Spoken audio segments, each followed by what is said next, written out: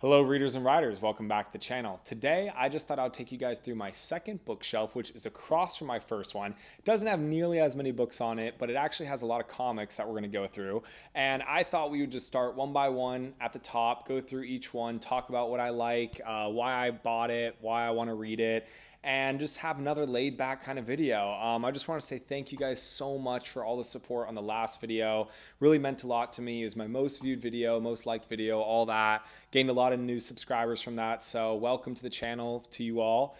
And I'm super excited to make this video and go through and talk about some books. I'm gonna try and make this video a lot like the last one with not too many edits, just kind of unfiltered, giving you guys my thoughts about everything that you see here, and just having a conversation and a discussion with you guys and seeing how it goes. So let's go ahead and start on the top left with The Shadow of What Was Lost by James Islington. Pretty sure that's how you pronounce his name, in the Lacanius trilogy. So this book is quite large. I picked this book up actually a while ago, probably like 4 years ago or something, and I was just getting into fantasy books again. It had been a long time since I read anything, and I felt like this book, someone kind of talked me into it while I was at the store, and they said, oh, if you want an expansive world to really dive into and get lost in, then you want to pick up this. And I started reading a little bit of it, but I didn't really get hooked at the start. And I think it was just too big of a book for me at the time. I wasn't really ready for it. It was like just my first entry into epic fantasy. So I put this aside. I wish I'd kept reading it. I'm very excited to eventually get into it because I had one of my followers on Instagram tell me that this has some time travel elements in it and that I really, really need to read this. So super excited to eventually get into it. And, you know, obviously it's a really big epic fantasy book, has a really cool magic system from what I remember. Lots of action, but I think the first one is more of a setup for the second one, kind of like how First Law is. So it's a little bit slower pace, but obviously the second and third book really pick up. Very curious to check this book out. I think it could be really good. And yeah, this is kind of, I'll just preface this at the start of this video. This shelf is kind of made up of obviously books I haven't really read yet. They're all just kind of entries into series before I end up buying the rest of them. So all the other ones I've just heard countless things about that I have to read. I have to read it. These are all books that I have heard I have to read, but not that I need to just go out and buy every single one or that I need to read all of them. They're kind of just, you know, my entry points, starting off, seeing if I like them. This is more of my self-control shelf, if that makes sense. But let's go ahead and jump to the second book. Just to finish off that, yeah, definitely excited to check it out. Think it could be really fun. Haven't heard too much discussion on it though. So like on the fantasy subreddits and things that I look at. And so I am curious if it is big. Let me know if you guys have any thoughts on that and if I should move this up or down on my TBR and get into that. But, you know, like I said, one of my followers really likes it. He really highly recommended that I get into it. So we'll just see what happens with that. But moving on to the second book on this shelf, this is The Black Company by Glenn Cook. I've talked about this in another short that I made in the past, but essentially this is the godfather of dark, grimdark fantasy. A lot of people think it is A Song of Ice and Fire by George R.R. Martin. I don't think so. I think this is probably it. According to what I've heard from a lot of people. Steven Erikson, who actually has a blurb on the back here, he says that this is what inspired him to write Malazan and really, you know, got him into writing and things like that. So the fact that this series inspired one of the greatest fantasy series of all time, according to a lot of people, is nothing short of incredible and definitely worth checking out. It follows a mercenary group called the Black Company, and they go through, it's like a couple years, maybe a decade or two of, maybe multiple decades, who knows, of their history. And it goes through all these different battles and wars, has some cool philosophy in it, has some cool dark moments. The mercenary group are kind of like anti-heroes. They're not that good, but they're not totally evil either. They kind of just do what they have to, and they get paid, and they don't ask questions. So when I heard that premise, I was really interested in it. I think it'll definitely be worth checking out at some later date. And because it inspired so many great grimdark fantasy series after it, definitely want to check this out. Yeah, and I just think that it supposedly has some crazy battle sequences, like with wars and stuff.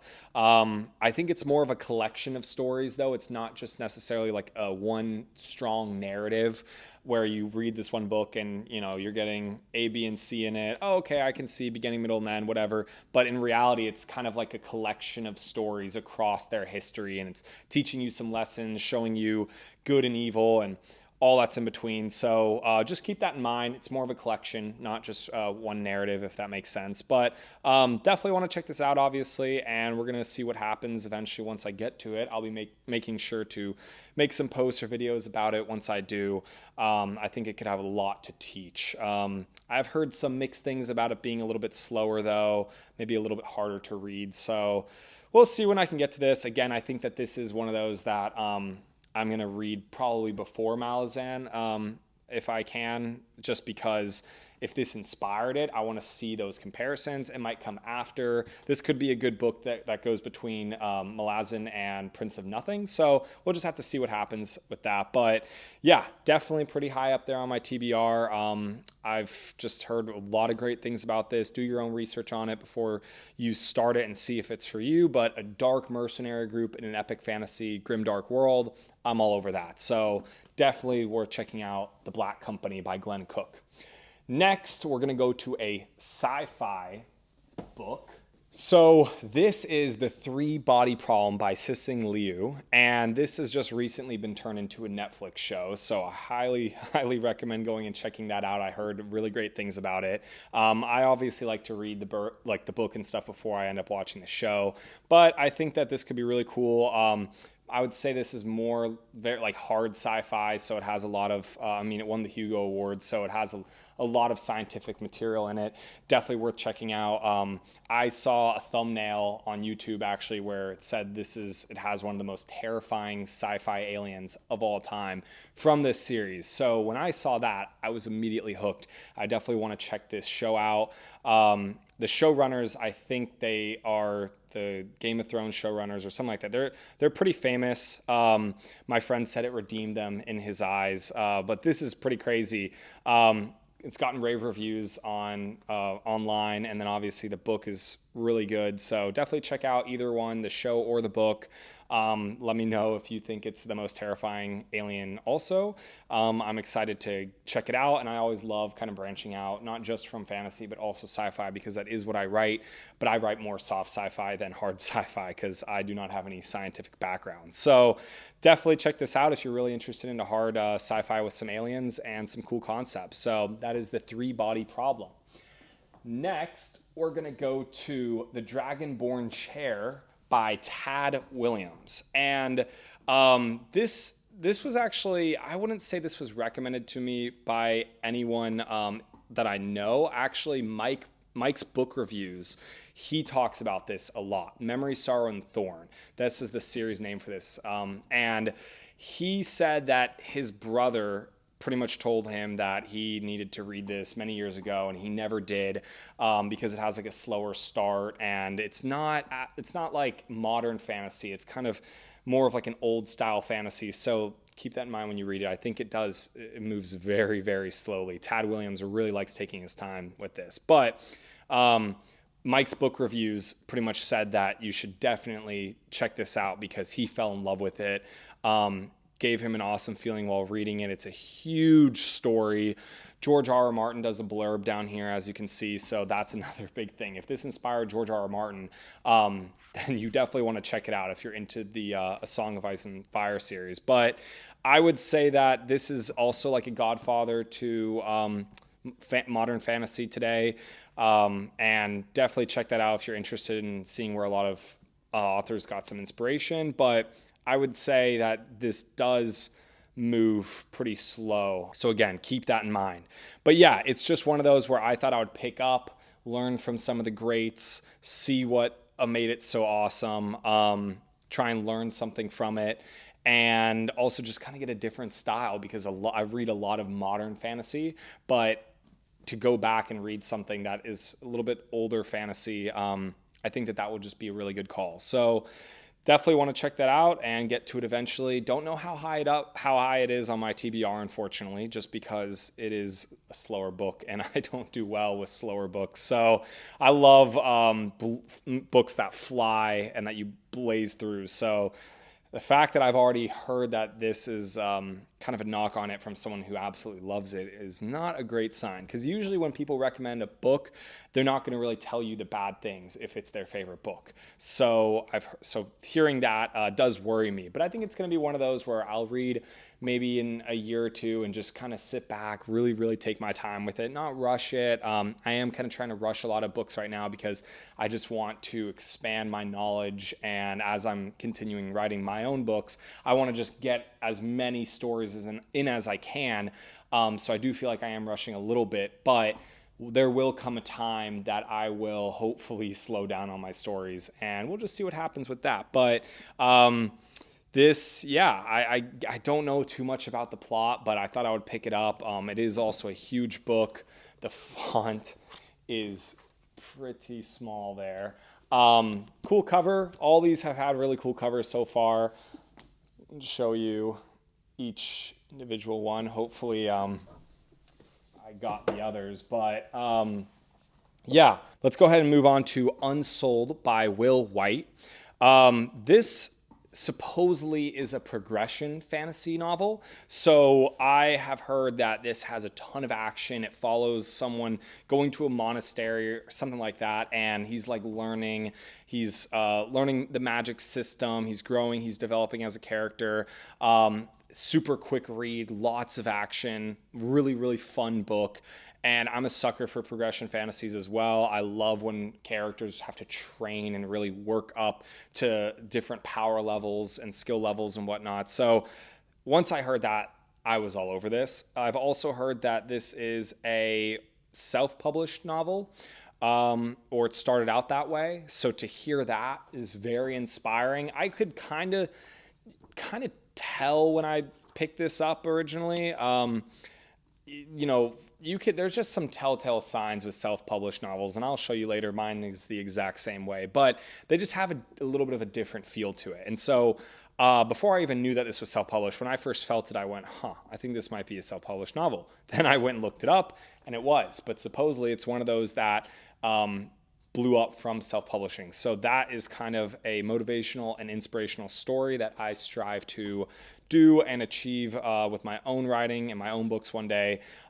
So hearing that was all I needed to check this out and give it a read. Looks pretty easy to read as well. I bet I could fly through this book. So super excited. This is honestly going to compete with some of my other books on the other shelf for my next book that I read. I mean, I'm highly considering reading this right after I finish Harry Potter, but we'll just see. Brandon Sanderson is probably in the running with that.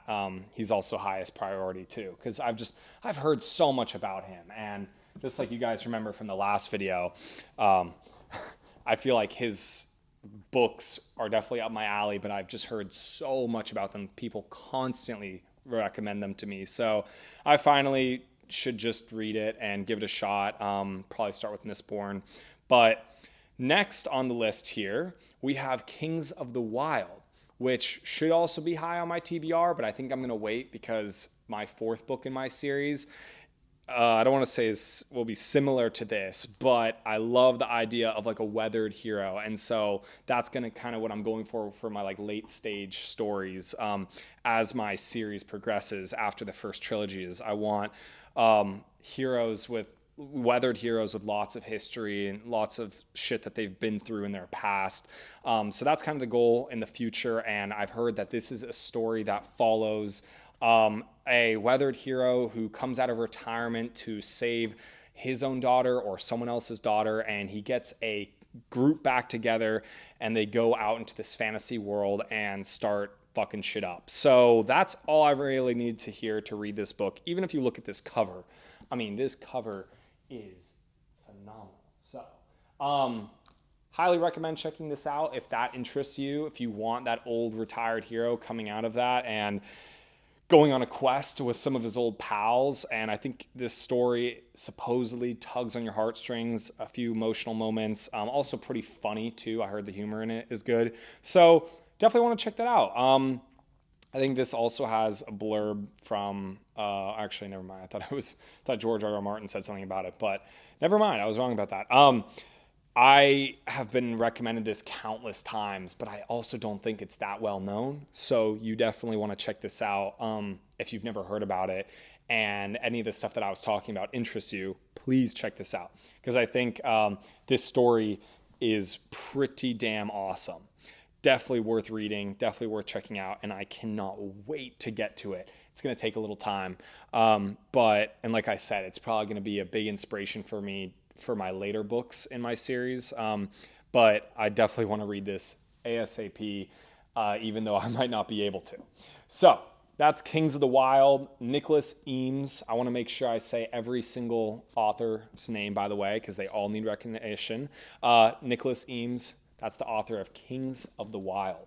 Next, we have Shadow and Claw by Gene Wolfe, and this is the first book in the Book of the New Sun. So go ahead and show you that beautiful cover, because it is absolutely incredible. I mean, I don't even have words for how cool that cover is. It's almost psychedelic. It's trippy, it's crazy. You don't really know what you're looking at with that. I should probably just show you guys while I'm talking about it. You don't really know what you're looking at, but you're looking at a man with a sword. And I'm pretty sure the plot of this is that this man was a torturer or an executioner, maybe kind of the same thing. And he spared someone, and he didn't let them die in pain or agony or whatever else. And so therefore the people that he was working under banished him to a unknown land. And this guy, I think it's him, is pretty much traveling across an unknown land and learning things as he goes, and is seeing things and discovering stuff. There's a lot of philosophy. Oh my God. When I heard that description alone, I was all over this. I was like, I have to read this. Then I did some more digging into it, and I heard it's kind of hard to read, so keep that in mind. But there's a spoiler that I heard for this, and if you don't want a spoiler for Shadow and Claw at all, the Book of the New Sun, please steer away from this right now. You can skip it, and I'll give you a second to do that. All right. I heard that, and this is a very minor spoiler, I heard that there was, when he's traveling, there's a rocket ship, tower, like an old space shuttle tower, and he doesn't know what it is. But when you're reading it, we recognize it. And so when I heard that spoiler, I was like, oh my God. I have to read this book. That is the coolest thing I've ever heard. And it's it's dilapidated. It's in ruins. It's run down. It's unrecognizable. So when I heard that, I was like all over this. I have to read this. So this is also pretty high on my list, but I think it's still I think that the font, you can see the font is tiny on this thing. It's a pretty insane read. Pretty big book, but definitely worth checking out at a later date. And once I heard that, I think that's so cool. I love civilizations that have gone to ruin and lost technology, especially when the characters in the story are unaware of it. They don't know how to operate it. I love stuff like that. I love discovering old technology. I really want to do something similar in my own series. So when I heard that, I was just absolutely enthralled by it, and definitely want to check this out. Book of the New Sun, Shadow and Claw, Gene Wolfe. Check it out if that interests you. Spoilers over now, everyone, but if my description of it interests you, if it's even accurate, let me know, and let me know if you're going to read this. Let me know what you think when you do, but definitely check it out at some point. I think it is absolutely worth it, and it just looks so cool. When you see a cover like that, I mean, you just cannot steer away. So please, if you have read this, also let me know your thoughts. Please, I want to know if you have read any of these books on this shelf. Please let me know your thoughts. I would love to hear from you guys. tell me, steer me in the right direction, tell me what's worth it, what's not worth it, what you liked, what you didn't like. Obviously no spoilers, hopefully, but yeah, I definitely want to check this out, and let me know what you guys think if you've read this. So it's fantasy with a little bit of sci-fi mixed in there. So I think it also in the later books becomes more sci-fi too. But yeah, that's Shadow and Claw. We'll throw that up there. Next, we have The Assassin's Apprentice by Robin Hobb in the Farseer trilogy. Now, I've heard that Robin Hobb will make you cry. She is an incredibly emotional writer. She's going to really tug at your heartstrings. She's really going to make you feel something. And I just think that when I heard that in the later books especially, you're going to cry a lot when you read Robin Hobb, I was like, you know what? I should check her out. So that's where we are with that. And I'm super excited to check out The Assassin's Apprentice. I don't know much about the story. I think the main character's name is Fitz. Again, I don't know much about this story. I like to go into my stories blind. Okay. I'm sorry. That's how I operate. I like going in blind. I don't like knowing a whole lot about it. I obviously do my research to figure out if it's really what I would like to read so that I don't feel disappointed. There's only been a couple cases where I've read something that has just not, even based on the description that I love, that has just not really been up my alley. But I have heard that because this is such an emotional story and that Robin Hobb writes characters incredibly well, I thought I had to check this out. I think it follows Fitz over the course of his life. It's like a coming of age story at the beginning. You see him when he's really young. So, you know what? I was like, got to check that out. And I want to read more Robin Hobb stuff. I've only heard praise from her and her writing. I heard her prose is phenomenal. So definitely want to check that out. I have heard that Assassin's Apprentice is a bit slower to start. I've heard that the first few books are actually kind of slow. So that is steering me a little bit away. That is why this book is on this shelf. I call this my banished shelf. No, I'm just kidding. This is actually more of my self-control shelf, where I didn't buy every single book in the list of things. I didn't buy every single box set, every book I could get, just because this is like my shelf where I don't know if I'm going to like every single book that comes after it. So I just get one to start, try and control myself a little bit, and go from there. So that's why I call this my self-control shelf or my banished shelf. No, I'm just joking around. But this is why it's on the self-control shelf, because of the slower start, the slower pacing. That usually just doesn't work for me in books. I have a really hard time with it. I love fast page turners. So yeah, that's why that's there. But because Robin Hobb is Robin Hobb, I thought I had to check this out. So that's why it's here. Definitely want to give it a try. George R.R. Martin giving a blurb on the front cover is always a great sign. So might as well read that. If you guys have any other fantasy recommendations, fantasy or sci-fi from female authors, please let me know. I would love to add them to the shelf. I'd love to read them at a later date, and love to check them out. So any recommendations across the board, I'll take whatever you guys have. So please let me know. All right. Next, we have Empire of Silence by Christopher Rocchio. Hope I pronounced that right. Please let me know if I did. And this is book one in the Sun Eater series. So this is insane. I've heard that. I watched an interview with Daniel Green. Daniel Green loves this series. You all probably know who Daniel Green is. For those of you who don't, he's another book reviewer, booktuber, and great guy. And he absolutely loves this series. I mean, he made a gigantic video on it, and it was awesome. Talked about it in detail, why he loved it, why it changed his life, why it inspired him. And I, even before watching any of that, I had seen this cover. And for those who know me in real life, they all know that I'm a massive Destiny fan. I've been a huge Destiny fan my whole life. So anyone who is also a Destiny fan, please let me know in the comments if you like it. I played Destiny growing up, absolutely loved it, and just when I saw this cover, I said to myself, that looks like a Destiny character. That looks like a damn warlock. And I just absolutely love that. So I was all over that. I heard it from that interview with that Daniel Green interview with Christopher Rocchio. He pretty much said that he was inspired by Star Wars, and this has a pretty awesome chosen one plot. I think it kind of subverts it in a way. It's a little bit dark, definitely more of a sci-fi story, but with fantasy elements mixed in. I think there's a little bit of magic. Man, this story, I want to read this. This is probably going to also compete for the top spot on my TBR. So let me know if I should actually read this next, if it's worth it. I've heard just so many great things about it. So I'm like, shit, I just got to get around to reading this eventually. Lots of action, lots of cool space stuff.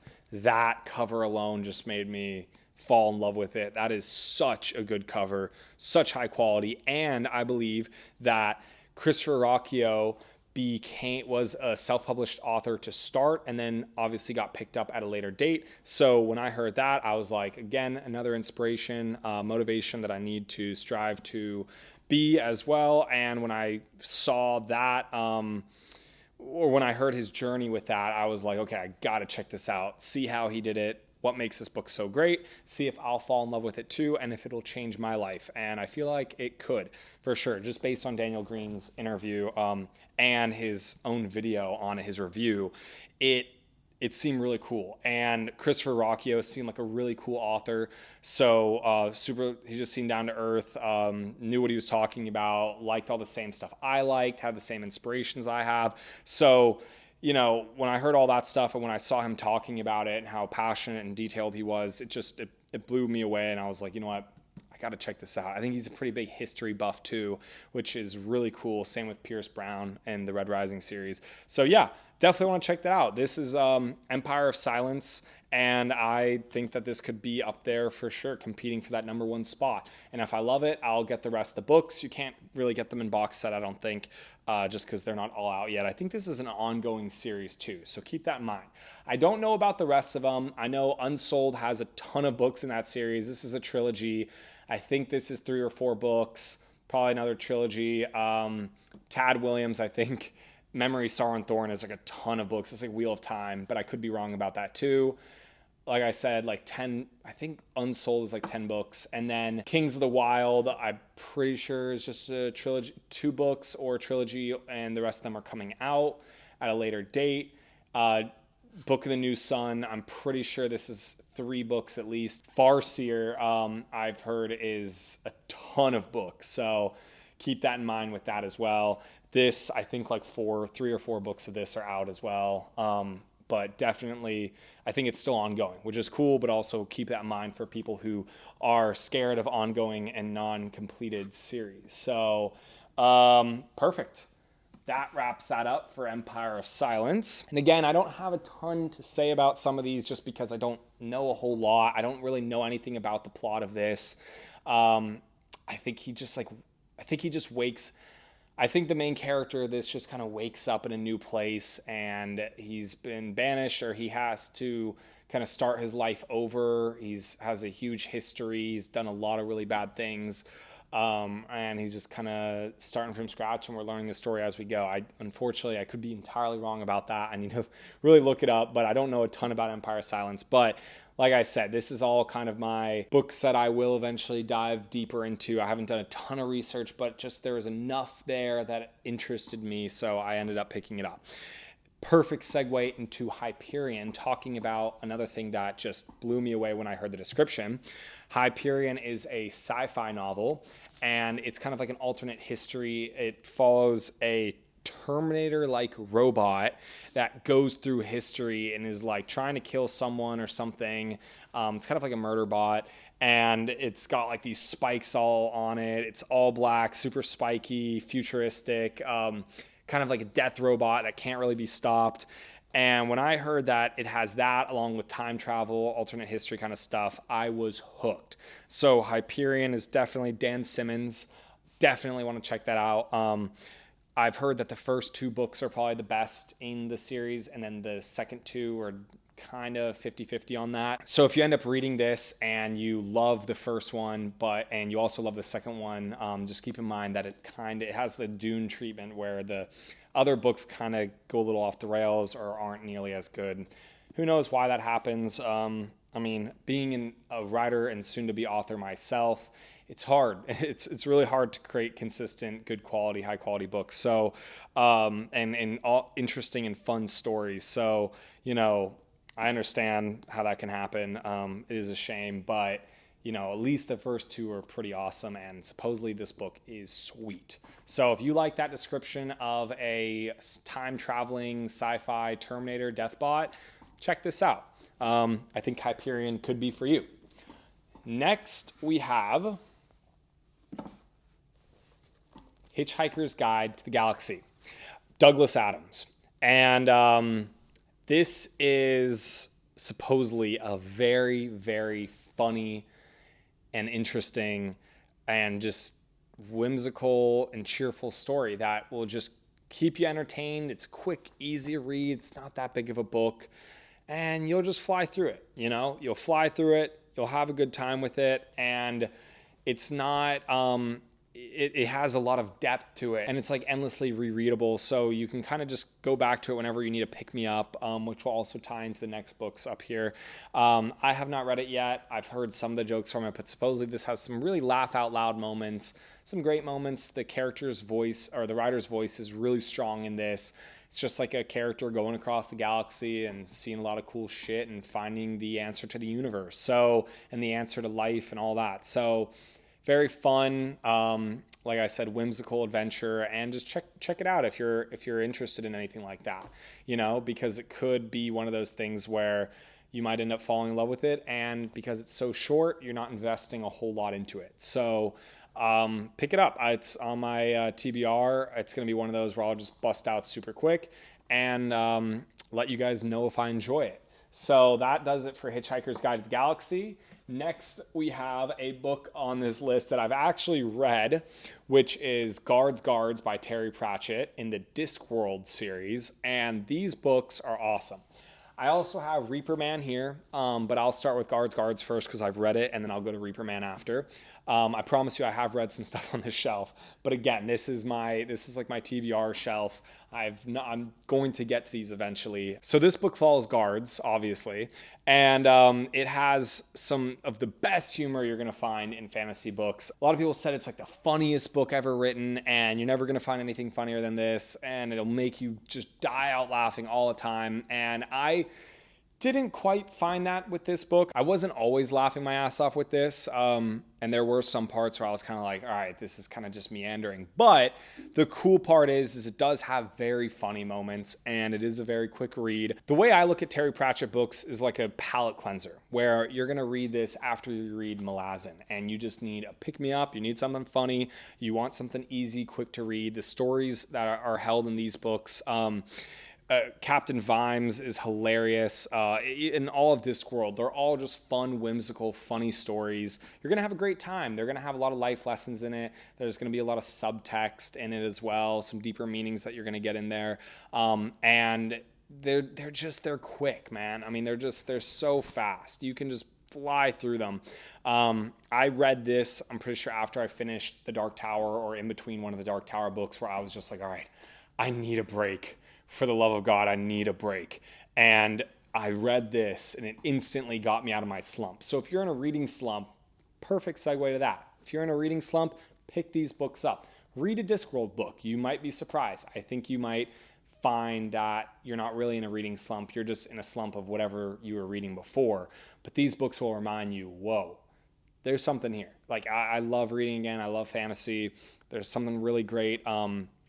Really just cheerful and endearing about these books. Terry Pratchett is a genius. I mean, he's through and through a genius. I obviously say that about a lot of people, a lot of these authors, but Terry Pratchett really was. He got awards for literature, I'm pretty sure in England. Pretty sure he was knighted. Could be wrong about that. But the prose in it is awesome. The books flow, the dialogue is incredible. I don't know how they haven't really turned this into a series or a movie or anything yet. Any of these, it needs to be a TV show. It needs to be out there. It would be absolutely hilarious if they could turn some Terry. I think they have had some attempts at it. I think some of it's in development right now, but nothing like obviously big and mainstream that you would really know about. I don't know why. I think the biggest issue so far has been trying to transfer Terry Pratchett's voice into the viewing experience, which I think is very, very hard. His voice in this is just next level.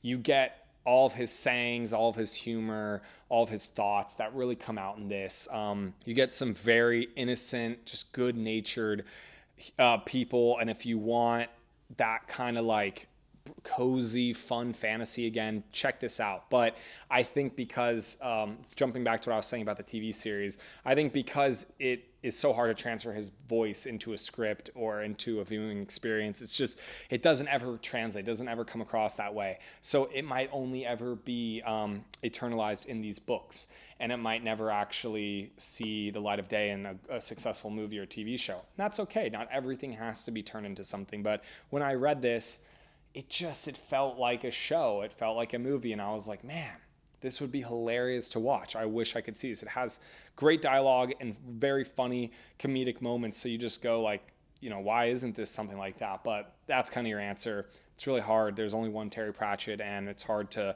really replicate that even if you try. So it is what it is, but that's Guards. I do recommend reading it. It wasn't my absolute favorite. I think that this book is going to be more up my alley. I thought it was a great, fun story, but definitely it meandered a little bit too much for me. And I think Reaper Man, though, is going to be right up my alley. Really cool cover, as you can see. I think it's going to be awesome. It follows Death, the physical personification or embodiment of death, and on like vacation. I'm pretty sure that's the gist of it. And you're just following Death around as he does his deathly things. And it's more of a comedic take of Death, which I think is hilarious.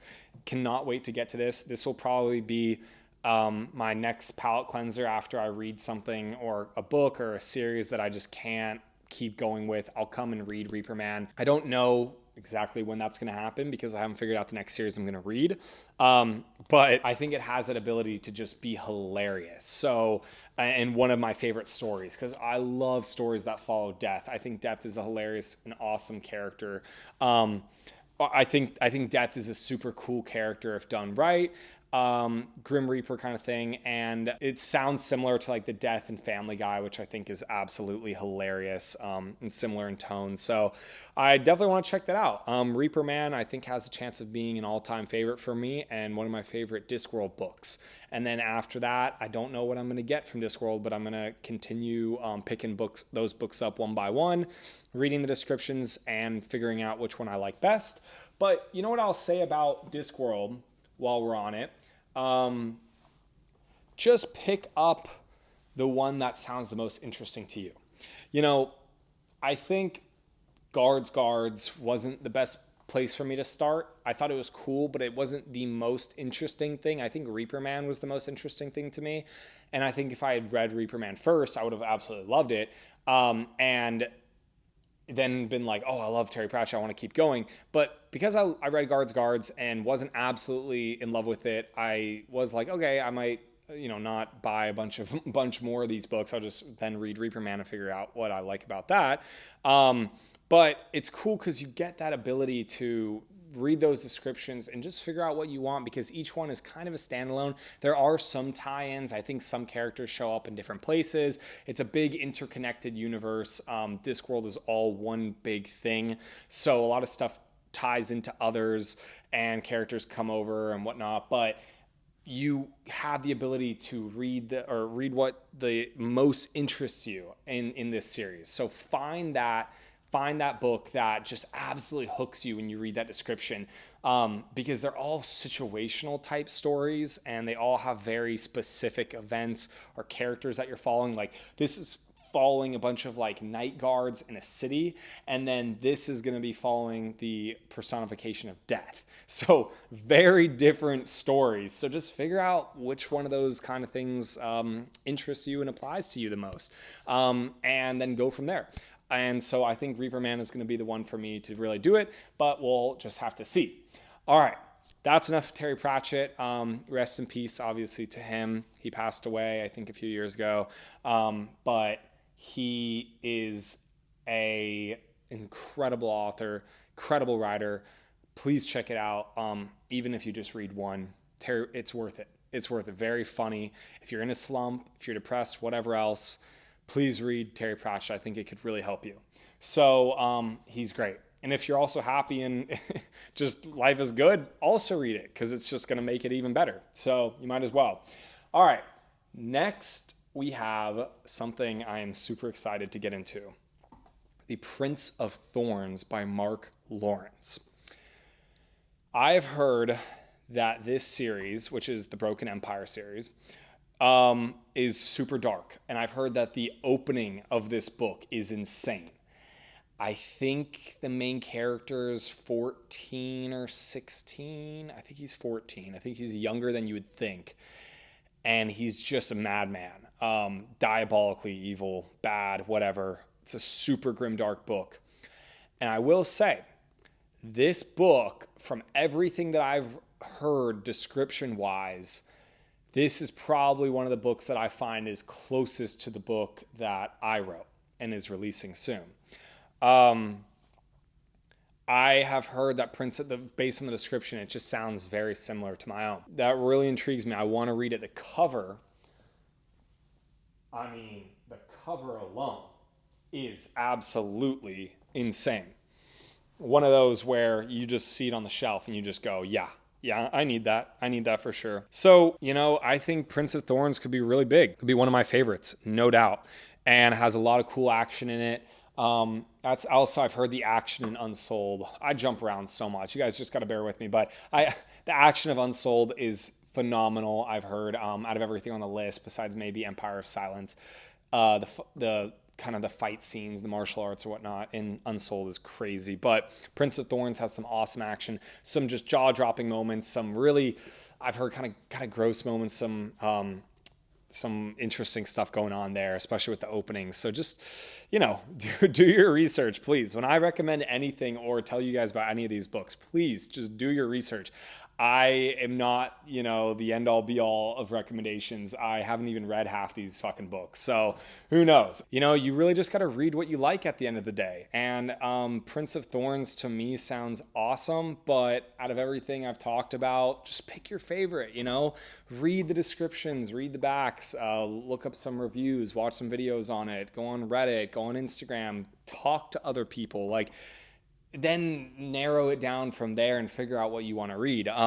But I want you all to do your own research and let me know what you end up picking. And if you end up picking something that I talked about, please let me know so then I can move some of these books up or down on my TBR and decide when I'll get to them or not. I do plan on reading pretty much everything on this shelf. I usually never buy a book that I don't plan on reading or that I will read. That just makes no sense to me. Even if it takes me a long time to get to these and I don't particularly like it, I'm still going to finish it. I always try and finish every book I read. And so I've done that so far. So probably just going to continue on that trend. So we are officially done with that shelf. And we are going to go ahead and jump over here. Then we're going to jump here. And then we are going to go through the comics. And then that wraps it up.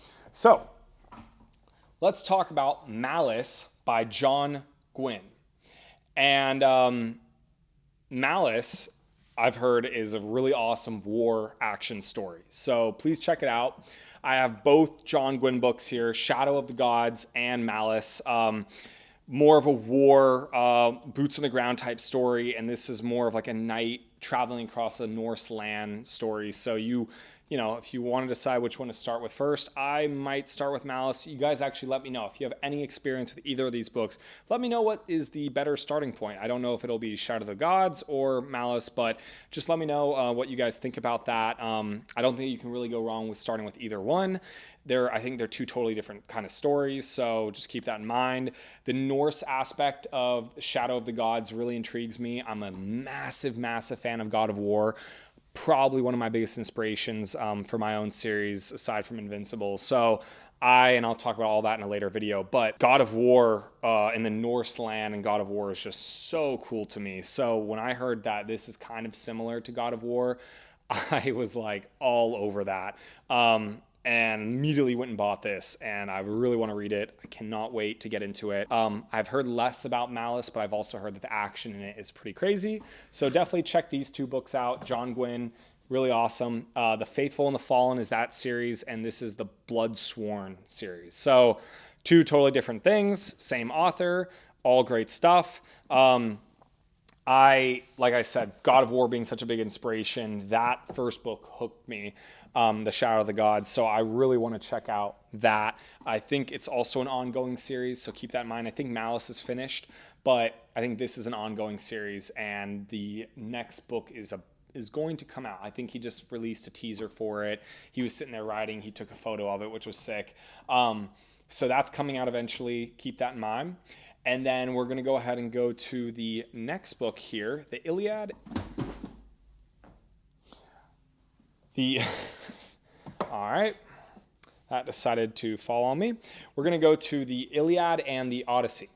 This is a crazy kind of journey story.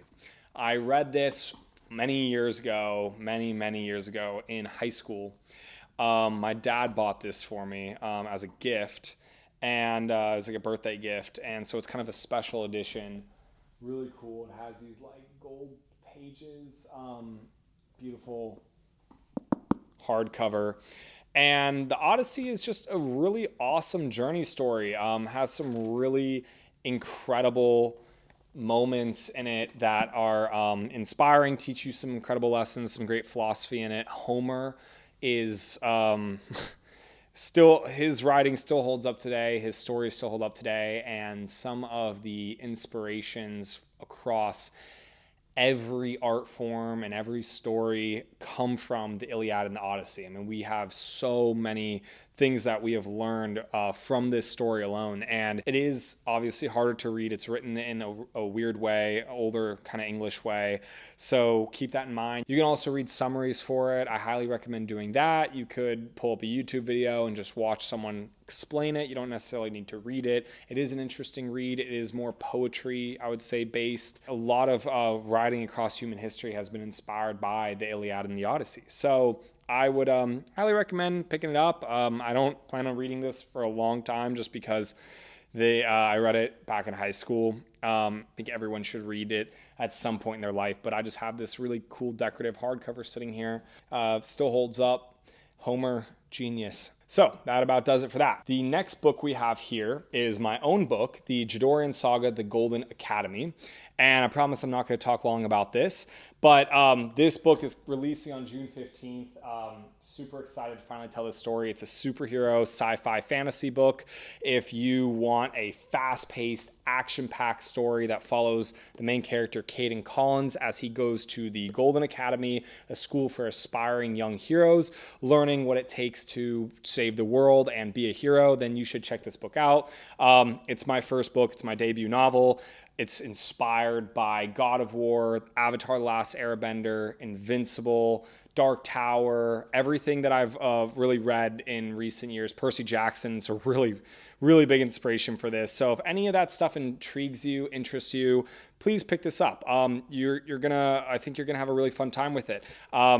It's a story that's really close to my heart. I put a lot of my own thoughts and feelings and life lessons and experiences into this novel. So I hope that really resonates with you all. Like I said, it's just based on everything that I love, that I've read and or watched or played or experienced. It's just a combination of every single thing that I love and that has influenced me. And I'm a huge superhero fan. So it was beautiful finally being able to see this book in proper paperback form.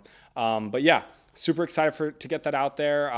If you want to follow along with that journey, I'm going to make a lot of videos talking about it, breaking it down. I'm super excited also just to talk about the lore with you all. There's so much lore in this story, so much history and world building that I just cannot wait to get into conversations with you all about. I can't wait to make videos about it.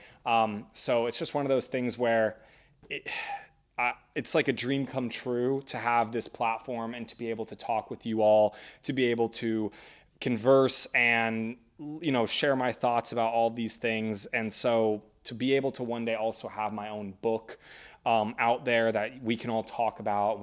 I can make videos about, and you guys can comment and let me know what you thought of it when you read it. It is genuinely a dream come true to have this avenue and to have this channel, and then eventually to have this book out for you guys. So thank you all again so much for allowing me to do this. I'm really loving it. It's been a blast. All this has really truly been a dream come true, and I literally cannot wait to get this out there. And the ride is just starting. I mean, we are just getting going with this thing. So once this is out there, we can really start to talk about the world. We can start to talk about the characters. I have a ton of videos planned for this. So stay tuned for that. If you're interested in me and my writing, and if you like all my taste so far and everything that I've been talking about, it's all that combined into one thing. So give it a shot if you're interested. June 15th, it's going to be available on Amazon in this exact form, matte cover. It's not a huge book. Super quick, easy read. So I want you to read this in a day. I want you to read this in 2 days. I want the entry to it to be very, very small. You know, you don't have to devote too much time to it. You don't have to put too much effort into it. And I just want you to cruise through this thing and then come back and let me know what you think. So it's designed to be read in like a day or two. Very, very quick, fast story. And I'll break down the cover and all that stuff at a later date because it has a lot of influences to things I love, particularly if you can see over there with the red eyes and the Avatar state from Avatar The Last Airbender. Same with the Spartan Rage from God of War. It's all inspired by that. That about does it for the Gidorian Saga and pretty much the shelf too. I do have these Dune books here. I talked about them in another video. They are just this is also kind of my overflow shelf. So I have some more space up there that we're going to fill up eventually, but these Dune books, that's why they're over here for that. Not going to talk about those. So after recording this initial video, I realized that I completely forgot about Lord of the Rings because I had moved it over to my main shelf where it belongs. And I just had to add this video here to talk about them for a second because they obviously deserve recognition and a moment of my time. And Lord of the Rings obviously being such an influence for every fantasy book that has ever come out after, and Tolkien being the godfather of epic fantasy. I had to pick up copies of these books because I just needed them on my shelf. I have to read them one day. I haven't yet. I have them here in this beautiful hardcover, incredible illustrated covers on here. I have to get around to reading these one day, and I absolutely will. I've just heard that obviously they're a bit slower, and that's, usually harder for me to get into. And my friend once told me there's like 100 pages of them just walking. And obviously the lessons and the things that you're going to learn from that walk and that conversation would probably make it well worth it. I just have wanted to read some other stuff before I dive into Lord of the Rings.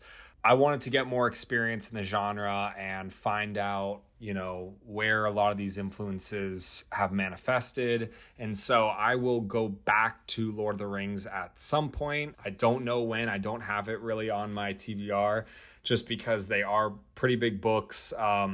And the style is a little bit tough to get through, but obviously the story is epic and incredible and everything that I would want in an epic fantasy story. And because it is the Lord of the Rings, I'm going to have to read it at some point. So it is on my TBR. Not exactly sure where, but I'll just get to it when I get to it. And I can't wait to find out what makes it the greatest fantasy story of all time. I assume most of you guys are here for fantasy sci-fi stories, so I'll kind of go through this pretty quick, just talk about why they're sitting here, what they meant to me and things like that. So this is actually my fiction and nonfiction shelf, but these are all not fantasy and things like that. No fantasy or sci-fi here, so that's why I kind of have it all sitting on one shelf. So I'm just going to pull each one out, kind of speed talk through all of them, and just kind of let you guys know why they're all here. First, we have The Death of Ivan Ilyich and Other Stories. This is a Leo Tolstoy book, and this is the writer of War and Peace.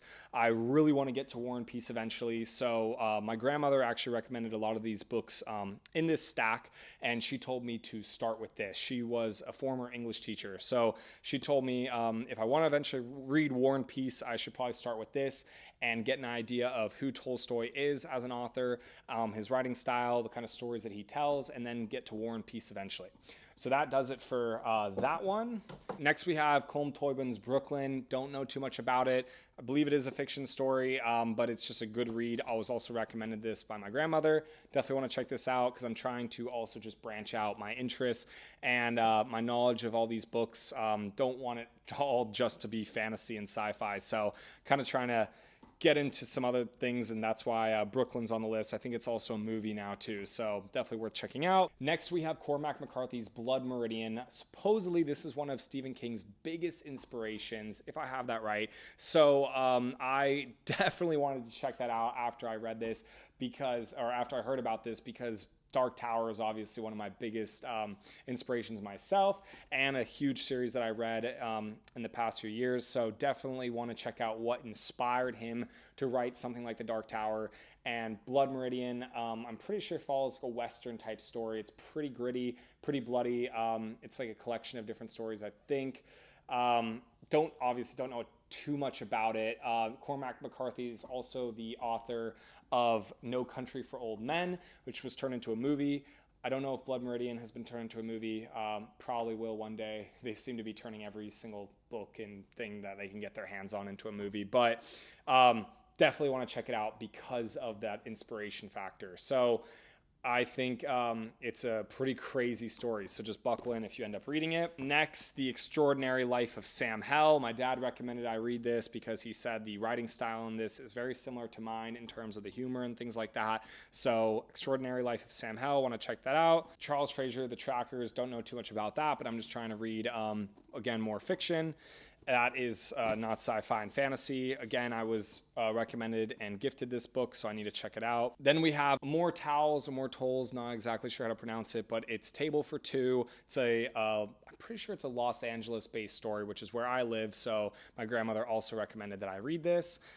Excited to check it out. Always interested in reading stories that take place where I live and interact with every single day. So thought that was pretty cool. Then we have a few more on the list. We have Stephen King's On Writing. This one is awesome, but it's also kind of an autobiography, so keep that in mind. You're not just going to get pure book writing advice. It meanders. Let's just say that. It's Stephen King. I mean, come on. What did you really expect from Stephen King? Even in his own memoir and kind of advice book, he still rambles, which is just unbelievable. But you get some hidden gems in there, some absolute beauties. I read this about 2 years ago and absolutely loved it. Thought it was incredible. Really just, it's awesome just to see Stephen King's life story too. And the biggest takeaway in it was all great writers must do two things: read a lot and write a lot. And I try and do that every single day. So that, if you're not going to read this, at least take that away from it too. If you have these dreams of being a writer, definitely read a lot of books and write as much as you can. He even advocates to write every single day if you can. I was on a period where I did that. I sat down and wrote every single day without fail. I did that for nearly a year, I would say. And I loved it. It obviously improved my writing. It was so much fun. It was so great to get into that routine and to sit down every single day and get after it. I wrote a lot. I ended up writing 3 books during that time. And then when I got back in, and then I took a break from it because of graduate school, then I got back into it. I almost finished a 4th book. I'm like 3 chapters away, so I pretty much say I finished it, but I'm almost there. I'm not quite done. I've been editing my own book and reading through my own book 8 times in a row, trying to get it perfectly buttoned up because I am a self-published author, and so I don't have an editor myself. I'm having to do all these things on my own. So that has taken up a lot of my writing time that I would consider when I would write other things and whatnot. And so, but once that is completed, I can get back to my writing everyday routine, which I love. And he pretty much explains, like, you have to love it. You have to really enjoy it. There are going to be hard days. There are going to be tough days. It's not always the most fun or the most enjoyable experience, but you still have to love it. And that's the thing. And that's the thing with every person who talks about something that they're obsessed with or that they became professional in. They all, it's hard obviously, but they all love it in some aspect. So you definitely want to learn to love writing and the process. And he even talked about writing on Christmas, and a lot of people say that's unbelievable, how could you do that? But in reality, you wake up, open the presents with the family, and then go write for an hour, come back and join the gang again. Like, it's not, that's just what you have to do. And when I was writing every single day, that's kind of what I learned. It's not this big thing, oh my God, I have to write. It's like, write for 10 minutes, write for 5 minutes, write for an hour, write for half an hour. You don't always have to be these giant sessions. I ended up writing pretty long just because I try and finish a chapter every single time I sit down. So sometimes it'll take me an hour, sometimes it'll take me 3 hours, but it's just a matter of how much I want to write that day and how long that chapter ends up being. And the time just flies for me, and I go into that flow state. And so it doesn't even feel like 3 hours if my sessions take that long, but I end up loving it. These are a few just screenwriting books. This is The Hidden Structure of Successful Screenplays by Paul Joseph Giulino. And this is going to break down the stories, your favorite movies, into 8 sequences and show you how it's done and how you can replicate it. The Power of Film, Howard Suber. I think he was a UCLA professor. Awesome book, great screenwriting knowledge in that. And then we have The Tools of Screenwriting, a writer's guide of the craft and elements of a screenplay. So David Howard and Edward Mabley. And these are all books that I've been introduced to through Screenwriting Graduate School. So if you are watching this and you want to write screenplays, definitely check those out. And last but not least, we have Little Houses by Athena Nasser. And this is a lifelong friend of mine. She wrote this book. It's a poetry book, has tons of poems in it, all the poems that your heart could ever want. And she is a great writer. She's been doing this for many years. She's also getting a master's in poetry, I believe. So she definitely inspiring to see her book up here. I love to support other authors, especially when they're friends of mine. So please check her poetry book out if you are interested in that. And I highly recommend, if you are a writer as well, to read some poetry, because it can improve your prose and show you how to write kind of in metaphor and a different style of writing that you might not be used to. So Athena, if you're watching this, shout out to you. She's doing great things, and happy to see this on the shelf, and can't wait to continue reading through this. So congratulations to her. Super proud of her for that. But that's Little Houses by Athena Nasser. All right. So that about does it for the books on the shelf. Now we are going to go through the comics on the bottom row here. So let's start on the far left. We're going to go through the Marvel Encyclopedia. This is a pretty much a giant collection of all of the heroes that you could ever want to see in one giant book. Villains, heroes, side characters, everything. It has every single thing that you could ever want or imagine or desire. It has all their real names. It has their identities. It has their history. It has their powers. I used to sit as a kid on my floor of my bedroom with this thing open and just flip through it and read it all day long.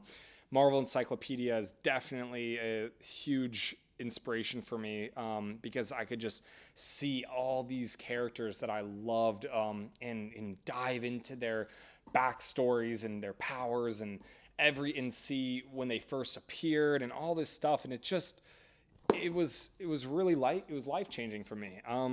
And it definitely got the gears turning for writing my own stories one day. So if you are a fan of Marvel, there's also DC one too. But if you're a fan of Marvel, check out the Encyclopedia. It's a cool thing to put on a coffee table as well.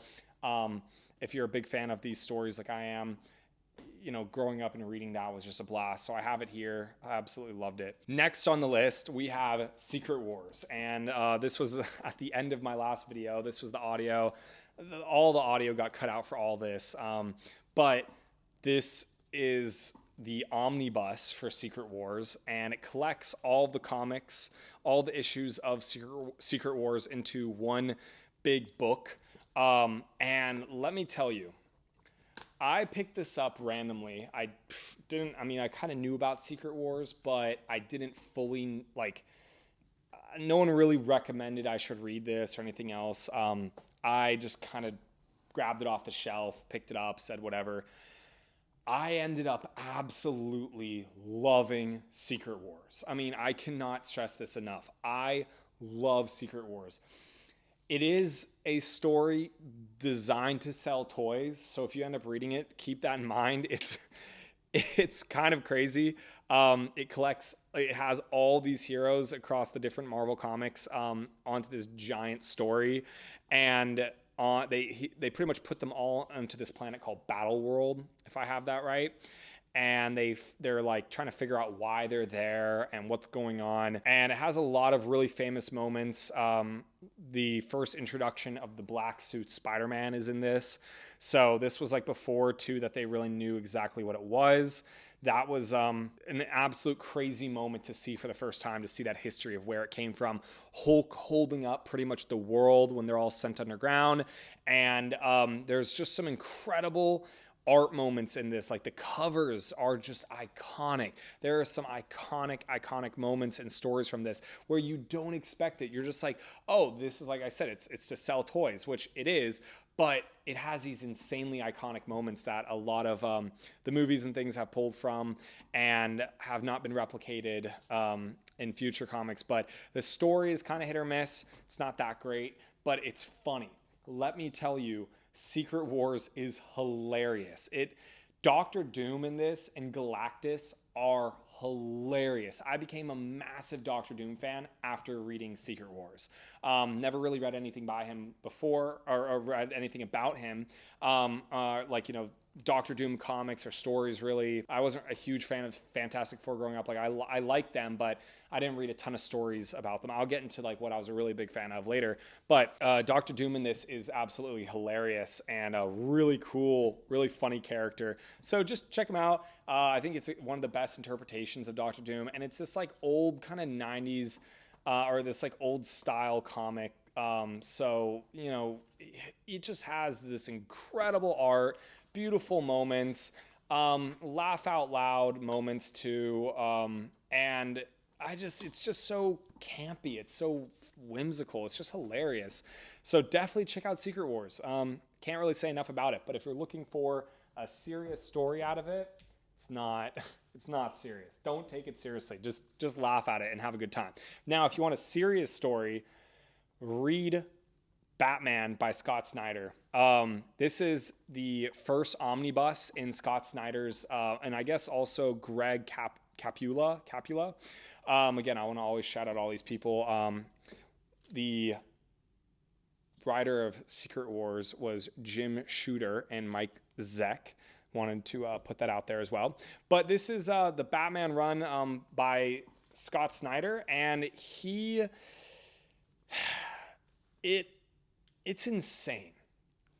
I was not expecting it to be this good. I mean, look at the back there. It is just insane. One of the best Joker runs in it. One of the best Batman runs ever in terms of comics. My friend Trey, he recommended pretty much everything on this bottom shelf. So, he has really good taste in comics too. He has an Instagram called Trey Talks Comics. So please check that out if you're interested in that kind of stuff. I'm a big comic fan and graphic novel fan, and so he breaks a lot of that stuff down. But Batman, this run of Batman is just mind-blowing. It's got the Court of Owls in it. I think it's the first introduction with them. I read about halfway up through it. I need to continue reading it at a later date, but it has some of the best Batman moments in it, some of the best scenes. A lot of inspiration from the newest Batman movie, I think, came from this, particularly like with the Riddler, and a lot of it has a really good detective Batman in this. I'll say that. Really good detective moment, awesome action moments, beautiful Batman suit, beautiful Batcave, awesome Batmobile. It's just if you're a huge Batman fan, check this out. I cannot say enough great things about it. It's just awesome. It truly is awesome. And it flies. It reads so quickly. So Batman Omnibus, Scott Snyder, Greg Capula. If you're a fan of Batman, check this thing out. That does that. That's it for that. And they're huge. They're very big books. So if you are a Batman fan, you're going to get a lot of enjoyment out of that. Next, we have Grant Morrison's Batman run, Omnibus Volume 1. This is the inspiration for the newest Batman movie coming out, The Brave and the Bold, in the James Gunn universe. So my friend told me to check this out in order to prepare for that Batman movie. So I don't know when I'll get around to reading it. That movie doesn't really have a release date, but eventually I need to read this before the movie comes out. So that's on my list for sure, obviously. I think it's a bit more of a kind of a goofier run, kind of a campier, goofier run of Batman. I don't know too terribly much about it, but it has some really cool art. But it is a bit of an interesting story. If you want more classic Batman, check out the Snyder run. That's what my friend did. He was like, he recommended me this. He told me to definitely check this out, read this first if I want classic, awesome, good Batman. This is a little bit of a weirder story. I think it has Damian Wayne in it. Big inspiration for the newest movies. So check this out before Brave and the Bold comes out, because this is what James Gunn is pulling from. This is what he said he's pulling from. So Grant Morrison's Batman, first omnibus. Then we have 2 of the Flash omnis, 1 and 2. This is the Geoff Johns run, and he is an absolute wizard when it comes to DC omnis or DC stories, and it collects all of the issues into these 2 omnis here. And if anyone doesn't know, that's what an omnibus is. It's a giant collection of comics all in one big book. So Geoff Johns, like I said, absolute wizard. Dude knows what he's doing with the comics. I think he's tried to do some coverage on the past on different scripts or rewrites and stuff for some of the movies, but he's not as good of a screenwriter, unfortunately, I don't think. But when it comes to comics, the dude is an absolute legend. So check out these Flash stories by Geoff Johns if that's what you are interested in. I'm a big Flash fan. I cannot wait to get to those. They are definitely high on my priority list. Then we have some of my crown jewels over here. This is the Green Lantern run by Geoff Johns. Same guy. He's just doing Green Lantern this time around. These Green Lantern stories are awesome. I've already read this first Omni. Some of the greatest Green Lantern stories and action you could ever get. I'm pretty sure it's called the Sinestro Corps War or just the Green Lantern Corps War, but I'm pretty sure it's the Sinestro Corps War. It's in this story. It's collected in this, and it is, aside from Invincible, it's one of the craziest space battles I've ever seen in a comic. It's so badass. Please check out the Sinestro Corps War if that's right. It's in this story. Just buy this first one. Give it a shot. I'm a big Green Lantern fan. My main character in my newest book has a lot of Green Lantern-like powers almost. So I pull a lot of inspiration from that. It is just absolutely gorgeous. Amazing art, amazing story, great character work. Please read this if you're interested in Green Lantern at all. You will not be led astray. It is... it's an awesome story. That's all I can say about it. Green Lantern by Geoff Johns, big inspiration. I'll go ahead and show you guys some of the other Omnis because they all have super cool art. It's just one of those that really understands Hal Jordan and introduces some of the other Lanterns and the greater core as a whole. That's what I feel like Green Lantern stories just kind of miss, is like the core. Like, he's not just this one-man army. He's a part of the core. They're a space police force. And this is a crazy galactic story where you are going to get some of the best core moments. And if you want a galactic story, that's where you're going to find it. This was like the perfect itch. It was the perfect thing to scratch the itch that I had after Invincible. So I would highly recommend checking those out if you really want another space opera mega story that features hundreds and hundreds of characters, bunch of different locations, different planets, space, all that. It's nuts. Highly recommend Geoff Johns' Green Lantern. Next, we have The Dark Knight Returns Collector's Edition. This just pretty much collects all of them. into hardback, and I absolutely love this story. This is a massive inspiration for the Batman vs Superman movie, and also just kind of like that take, like Zack Snyder's take on Batman. So it pulls from that. These stories, I mean, look at that cover. This is written by Frank Miller, and he is a wizard also when it comes to these comics. Frank Miller absolutely knocked it out of the park with this story. It's like a retired older Batman kind of coming out of the woodworks. He ends up fighting Superman in this, so that's where the Batman vs Superman inspiration comes from. I really want to see this story be done more justice. I think like HBO could make this into a TV show, a high quality TV show, miniseries, or a proper trilogy of movies could do this story justice. I don't really like, Zack Snyder's take on it was just kind of 50-50. Nothing that I would say was just like insane. Honestly, not like the biggest fan of that interpretation and that take. If you are interested in seeing where Batman vs Superman got its inspiration from, please check out The Dark Knight Returns. If you want to see that old weathered Batman kind of returning to glory and one last hurrah. So super sick story. I got to go through the rest quick because this video is already pretty long. But next on the list, we have The Amazing Spider-Man, Kraven's Last Hunt, which I read this a year ago or so, and I absolutely love this. This story is surprisingly very mature. It's the first introduction of Kraven. It has the black suit Spider-Man in it. The ending is very mature, very surprising. Honestly, overall, such a great story. If you want just a complete, easy, quick Spider-Man read that is more mature than your usual Spider-Man stories, pick up Kraven's Last Hunt. You will not be disappointed. It's pretty phenomenal, I must say. Kraven's Last Hunt was kind of adapted into the newest Spider-Man 2 video game. Don't feel like it was that good. This, though, is the original story, and I think you'll really enjoy this. So definitely pick up Kraven's Last Hunt if you can. Next, we have The Last Ronin, which is a Teenage Mutant Ninja Turtles story. This is a standalone graphic novel that features Michelangelo, and he is the last remaining turtle.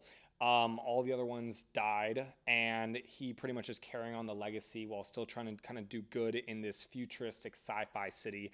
Highly recommend you pick this story up. It's got some really tough, sad moments in it that might pull at your heartstrings. It definitely made me feel a little bit. It made me tear up a little bit, if I'll admit that. But it's a great story. Great action, great art, and if you're a big fan of Teenage Mutant Ninja Turtles, pick this up as well. It's more of a mature story, but it's great. I don't know too much about the Teenage Mutant Ninja Turtles lore, but I just picked this up because my friend Trey recommended it. I picked it up and ended up reading it last year. Also, absolutely loved it. So, The Last Ronin. Give this a try if you're interested, and I don't think you will be disappointed at all. Next, we are going to just rapid fire through these over here. So we have a bunch of comics and then a bunch of graphic novels. So this is like my Image comic collection. This is kind of a Radiant Black story. It's called Rogue Sun. Haven't read it yet. I've heard decent things about it. I have read Radiant Black. This is what these are. Pretty cool story. It's kind of like adult, grown-up Power Rangers, if you will. I've only read the first volume. I need to get to the rest. It was good. I was expecting a little bit more, but it's a pretty basic, average, generic kind of superhero story. Like I said, I was expecting more. I think it'll be better once he kind of teams up with the others, but I wasn't the biggest fan of Radiant Black, if I'm going to be honest with you. We have Saga, which is cool. It's a sci-fi, epic, space opera kind of thing. Really cool art, crazy story, unique story too. Again, my friend Trey recommended me all of these, and Undiscovered Country, which is like a dystopian, post-apocalyptic, sci-fi story of America being undiscovered, and they're kind of going into it and seeing what lies within. So that does it for those Image comics. Finally, to wrap it all up, I have my comics, which are in these plastic sleeves. And I'm just going to go through them one by one and show you. So like I said, Invincible is one of my biggest inspirations, one of my favorite stories of all time. hands down. And I'm obviously the biggest fan of it. So I went and got and pulled these out of a box at a comic store. I was super lucky to get these. Absolutely love Invincible, and it has some of the coolest comics, because I have the compendiums, but you can get these individual comics, and the art for the comics is sweet. It shows them in the compendiums too, but it's nice to have these. I picked some really cool ones. There's some more in here that we'll get to, but we also have some Deadpool comics in here. Absolutely love Deadpool. He's one of my favorite Marvel characters. Not going to say hero because he's more of an anti-hero, even though the Marvel movies has kind of made him this hero now, but obviously he's an anti-hero first and foremost. Then we have another awesome Invincible comic cover there. Look at this one. I mean, I gotta freaking show you guys that. Absolutely insane. Love Invincible. Love these covers. Another awesome one. Just shows the gore, the blood, the tone of this series. So damn good. This one's pretty damn cool too. Then just a random Batman holographic cover that I saw that I really liked. And then some more Deadpool here. I'm a massive, massive fan of Deadpool. So I just have a bunch of Deadpool comics. And yeah, I mean, it just keeps going and going and going. So many Deadpool comics. So the ultimate goal one day is to have them all on the wall decorations or somewhere where I can kind of display these. But for now, they're just tucked away over here in the corner. And then to wrap this all up, we have Thor's hammer in Lego form. It's super cool because the handle actually goes through the top of it. So you can hold it, it won't come off. You can swing it around. It's super sturdy. This thing's sick. Comes with a display, so I have that just sitting up there. Finally, the newest addition to the collection, the Black Series Mandalorian Helmet from Hasbro. I did an unboxing on this recently. It's doing pretty well on my Instagram. I love this thing. I'll put a insert of a video of where it goes on my shelf, but it is absolutely breathtaking. It's gorgeous. The inside, for those who have not seen it, is, I don't know if you can see that, but inside is insanely detailed. It has this really cool light here, and you can,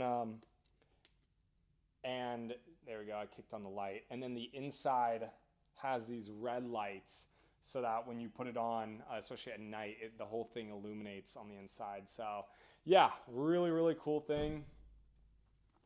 Throw it on for you guys.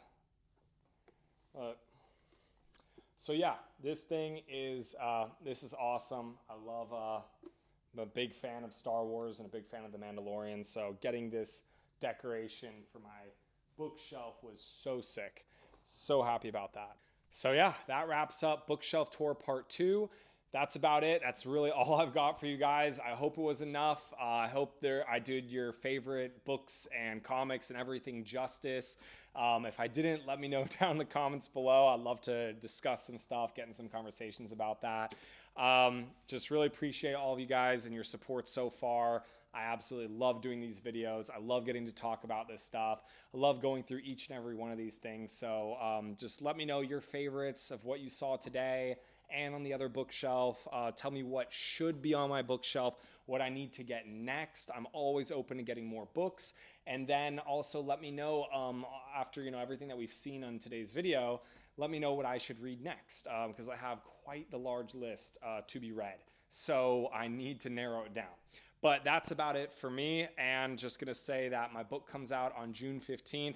Again, it's a fantasy sci-fi story, so take a look at that if you're interested. It's the Gidorian Saga, the Golden Academy. Super excited to get that out there. As always, thank you guys so much for watching. If you enjoyed today's video, please drop a like. If you wanna see more videos like this, please subscribe. I plan on doing more unboxings, more reviews, more tours, more riding advice, everything. So if you wanna see more of that, subscribe to this channel, and I'll be sure to deliver it. And if you have any thoughts of your own about what we talked about today or what you saw, please drop them down in the comments below. I'm always looking to discuss with you guys and get into some conversations about some books. As always, happy reading and writing, and I'll see you guys next time.